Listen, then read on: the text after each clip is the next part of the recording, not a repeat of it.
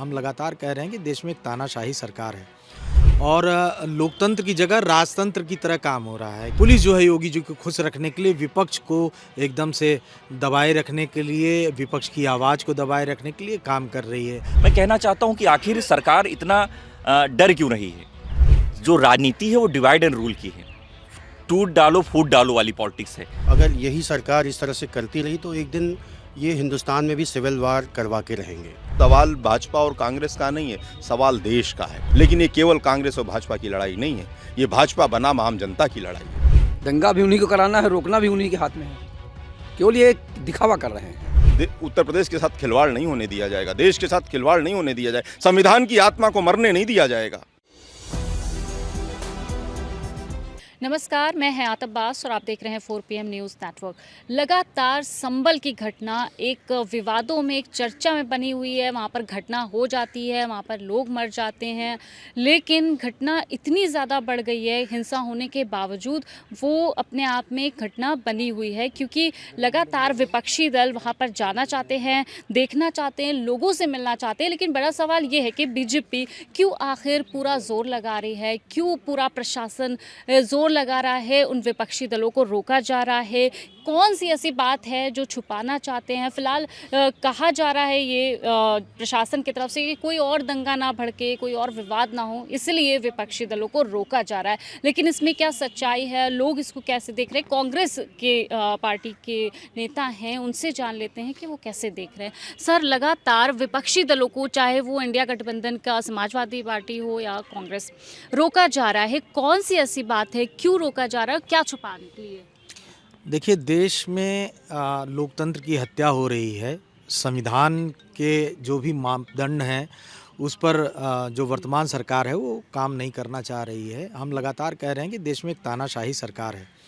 ये लोग बात करते थे कि उत्तर प्रदेश में भाजपा की सरकार आएगी तो काम करने में आसानी होगी, डबल इंजन की सरकार इन्होंने नाम दिया, लेकिन डबल इंजन की सरकार जो निकली वो भी तानाशाही सरकार निकली।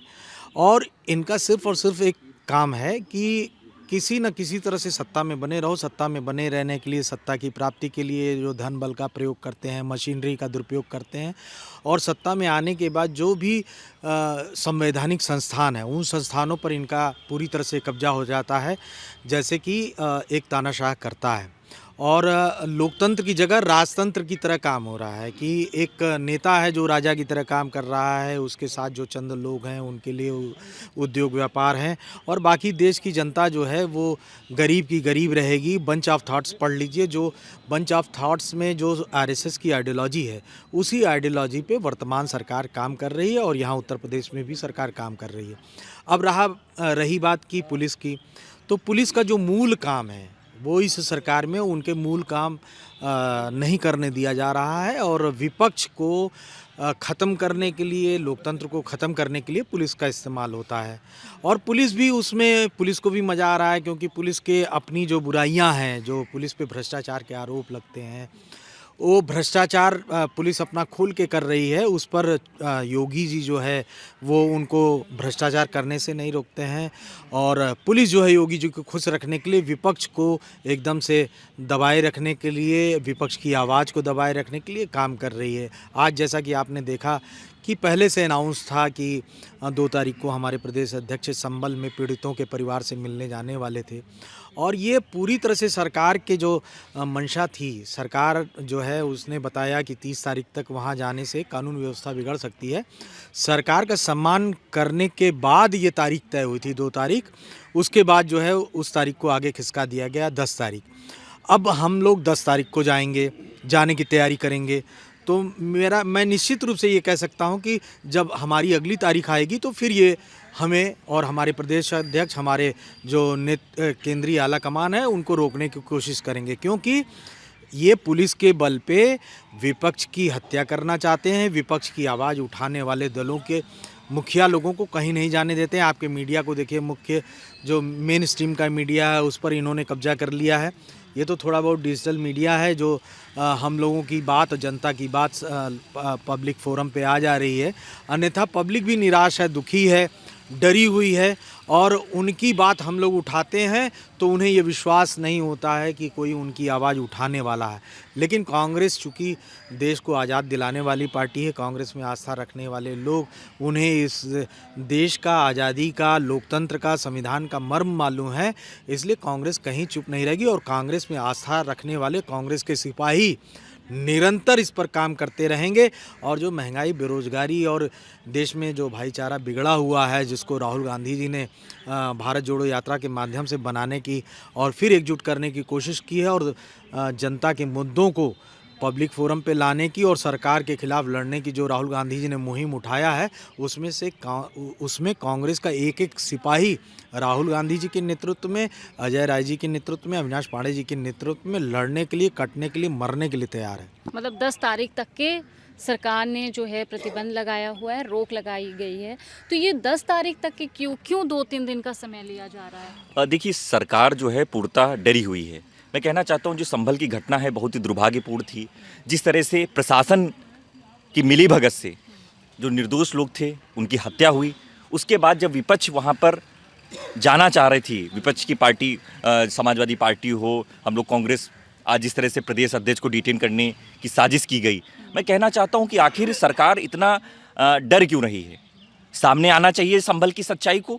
जिस तरह से वहाँ पर हिंसा हुई, इससे पहले बहराइच में हिंसा हुई, आखिर ये सरकार ध्रुवीकरण की सियासत को इतना बढ़ावा क्यों देना चाहती है? सिर्फ और सिर्फ वोट की फसल को काटने के लिए। लेकिन योगी आदित्यनाथ जी को, इस सरकार को ये समझना पड़ेगा कि देश और प्रदेश हमेशा ही सामाजिक जो लोग हैं उनसे मिलकर के चलता है।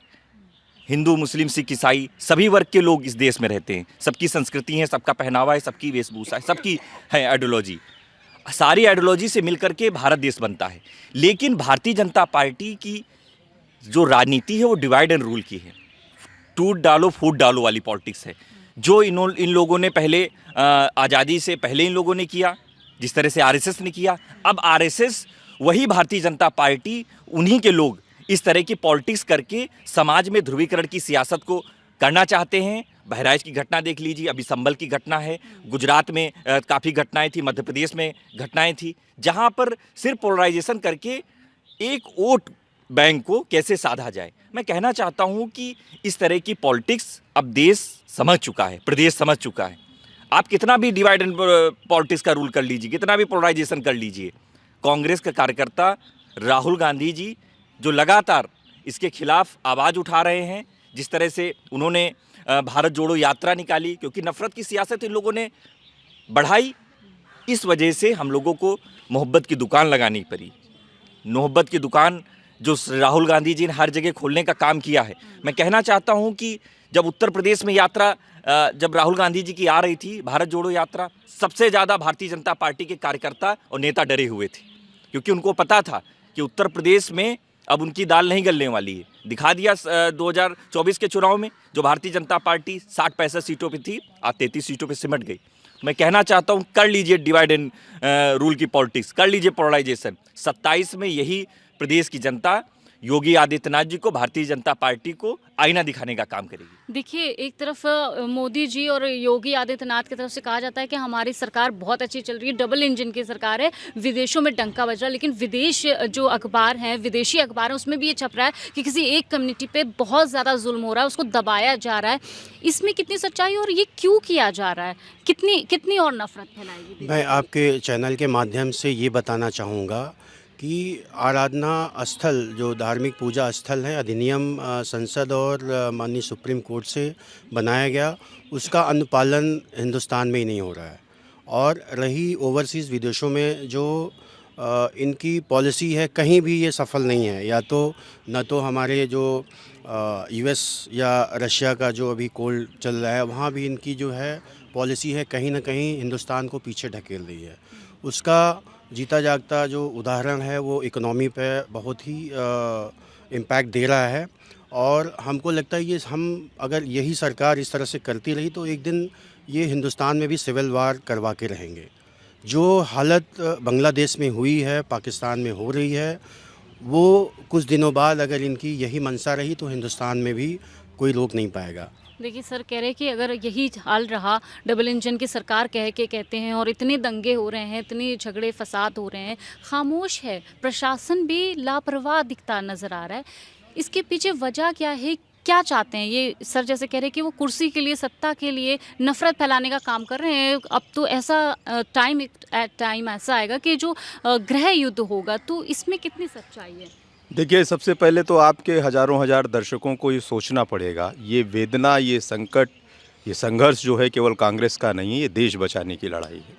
भारतीय जनता पार्टी लगातार बद से बदहाल कानून व्यवस्था, निरंकुश पुलिस, संगठित गिरोह की तरह पुलिस का जिस तरीके से कार्यशैली है, इस पर कोई भी जनतांत्रिक मूल्यों पर आस्था रखने वाला, कोई भी गांधीवादी विचारक, कोई भी अपने भारत का जो प्रेमी है, सवाल भारतीय जनता पार्टी को राजनीतिक एंगल से लाभ हानि की बात नहीं है। सिर्फ सवाल भाजपा और कांग्रेस का नहीं है, सवाल देश का है।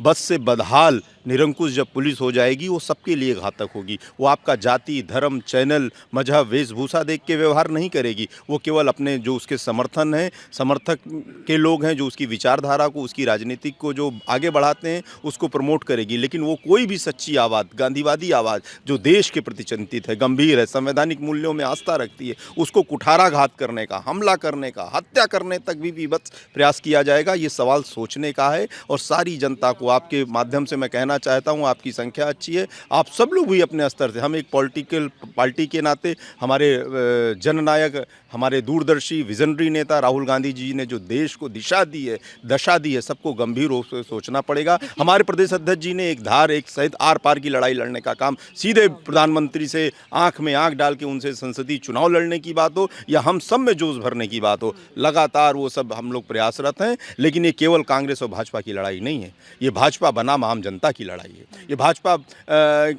जो भारत के साथ, भविष्य के साथ खिलवाड़ करने की नीति पे चल रही है, और जो भारत के प्रति सचेत, गंभीर, चिंतित लोग हैं, हम भविष्य में क्या देके जाएंगे। तो ये कोई मॉडल इनका चलने वाला नहीं। ये बोगस लोग, बेकार लोग, फ्लॉप लोग हैं, असफल लोग हैं। अपनी असफलता को, आखिर हमारे लोकप्रिय प्रदेश अध्यक्ष जाते तो वहाँ क्या छुपाना चाहती भारतीय जनता पार्टी? मैं आपके माध्यम से सवाल ये छोड़ना चाहता हूँ, वो क्या छुपाना चाहते हैं? अगर वो अपनी बात पर हैं, अपनी प्रिंसिपल पर हैं, अपने पॉलिसी पे हैं, तो खड़े रहें। हम तो वहाँ जाते, सामान्य तरीके से हम गांधी लोग अपनी बात करते, उस परिवार को, वहाँ की संभल की बदहाल व्यवस्था को, निरंकुश पुलिस से कुछ हम सवाल जवाब करते, कुछ हम अनुभव लेते। आखिर ये घबराहट क्यों, ये डर क्यों? ये डर बताता है कि पूरी दाल ही काली है। इनकी मंशा पर बहुत बड़ा सवालिया निशान है।